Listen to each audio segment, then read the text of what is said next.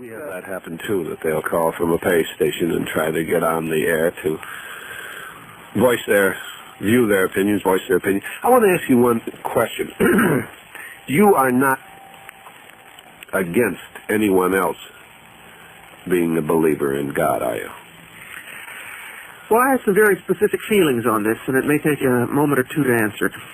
If somebody wants to believe in religion, or nudism, or just eating vegetables, or whatever they are interested in believing, they have a right to do this, certainly in our country.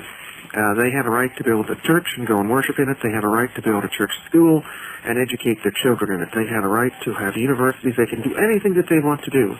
But the thing that absolutely infuriates me is when they turn to me and say, now we want this absolutely tax-free, or we want you to give us some federal tax money in order to help support it. Then I say, no, no. Or when they move out into the public arena and tell me that I will pledge allegiance to God, to the flag under God, I don't think they should do this. Or when they say that under God has to be on our money. Or if they say I have to go into a courtroom and swear to tell the truth, so help me God. I can tell the truth without that oath. And when they move into the public arena and force their ideas upon me, I don't want it. Just as I feel that they should be free of handling money that says praise be to Allah on it. Mm-hmm. Or go to a school and have their children be blessed by Buddha. Or have a Pledge of Allegiance to Fatima. Something like this. When they do this, I think that they are infringing, and then I want to fight them, and I want to fight vigorously. But what they do, as long as they pay for it, that's their business. I don't care how much time they spend at it, how much money, nothing. That's their business. One additional question, Madalyn, then I'll give the Reverend Walter Martin an opportunity of talking with you, and then a little later we'll possibly let our listeners talk to you on Plaza 78866. Is there a possibility that you're not an atheist, that you're agnostic? No possibility at all in this world. You see, the word agnostic was coined by Thomas Huxley in 1869, and it has very historical references. He was talking not alone about Gnosticism, scientific Gnosticism, which he felt was rampant in England at that time. And he was saying to the scientists that man is not going to find his salvation in knowledge of the kind that was supposed to be the panacea for everything then. And he coined the word agnostic to mean that he was against this kind of knowledge that would bring salvation. And he also pointed out that in Acts, Paul had come to a Grecian city and had seen there an unknown god, a statue to an unknown god.